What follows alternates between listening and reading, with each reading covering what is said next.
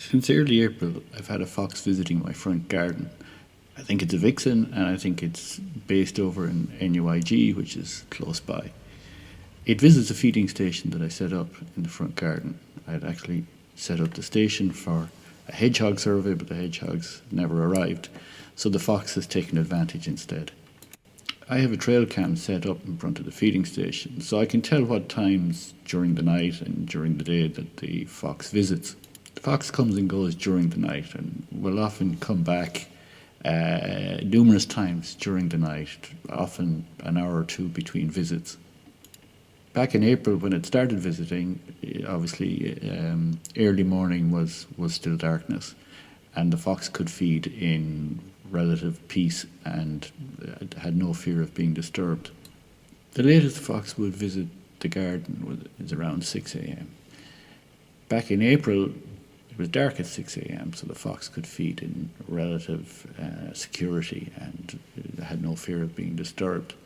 However, as the year progressed, it was brighter in the mornings and the fox was visiting in daylight. At that time of the morning, the street is quiet, so there's really not that many people going up and down, so the fox can eat in relative peace. And there's a hedge which hides the fox from the path, the footpath. Of course, once the fox began visiting in daylight, it attracted the attention of the local crow and magpie population. Not only were the crows and magpies predisposed to harassing the fox for the sheer sake of it, they had also started eating at the feeder and therefore felt a certain possessiveness about it and were prepared to defend it. The fox rarely visits the back garden, probably because it's not very accessible. The side of the house is blocked off by a door, and the houses either side, the access around the back is also limited, so the fox has to jump a couple of walls to get in. However, last week the fox did pay a visit, probably drawn by the scraps of food that's left under the bird feeding station I have in the back garden.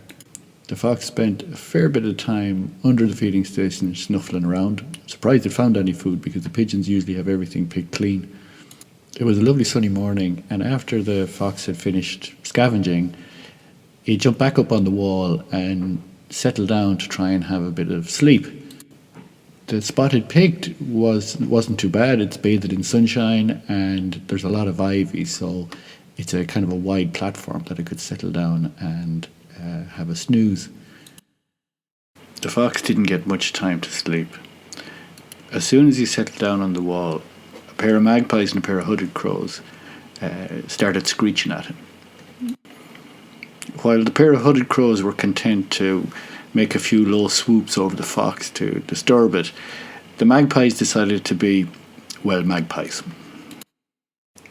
Because I'm recording this footage from inside the house, you can't hear the absolute racket that the magpies are making. They're constantly screeching as well as physically harassing the fox.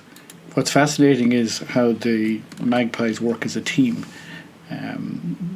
They both instinctively know what to do in order to cause maximum discomfort for the fox and to constantly keep it distracted and wondering what's going to happen next. What's really fascinating about this is how brazen the magpies are. The magpie in front of the fox has very little fear of the fox and gets right up close to it, screeching and harassing it. And it's really amazing to see it tackle a creature that's far larger than itself. As you can see, the fox tries to diffuse the situation by simply ignoring the magpie. All the fox wants is a quiet life and to have a snooze. But the chances of the magpies going away simply because the fox is ignoring it is exactly zero. In fact, the fox just quickly discovers that turning your back on a magpie is a painful mistake. Even after the fox receives what must have been a painful peck from the magpie, it doesn't really get provoked. All it's really looking to do is hush the magpie away so that it can settle down and have a snooze. So it's probably really tired at this point.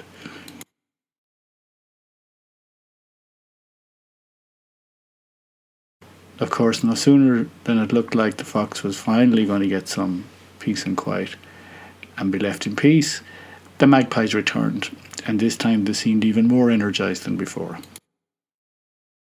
At first it seems like the fox might finally succeed in getting some sleep and face down the magpie by simply ignoring it. Now, as you can see, despite the magpie making quite a racket right in front of the fox, there isn't much it can do. However, the magpie wasn't going to give up so easily. Watching the magpie, it's almost as if it was having a quick conference with its partner who was behind the fox to work out a plan, because after a few minutes it flew back to the front and began harassing the fox again, and at the same time the other magpie behind the fox was creating a similar disturbance. Once the two magpies teamed up to launch a joint attack on the fox from behind, that was pretty much the end. The fox did put up a little bit of resistance and tried to face them down briefly, but there wasn't any point really. When magpies want to be annoying, they're really good at it, and they really didn't want that fox there. In the end, they just kept harassing the fox until it turned and disappeared into a big pile of ivy at the back of the garden that drops down into a sort of an alleyway between two walls. The fox uses that corridor that's formed with walls to get in and out of neighbouring gardens. The fox actually showed up the following morning and had a good snuffle around under the bird feeder, and was entirely unnoticed by magpies, crows, jackdaws or anything. But he didn't stick around to sunbathe either, so maybe he's learned his lesson. I hope you enjoyed this short video, and I hope to record further encounters between the poor old fox and his magpie tormentors.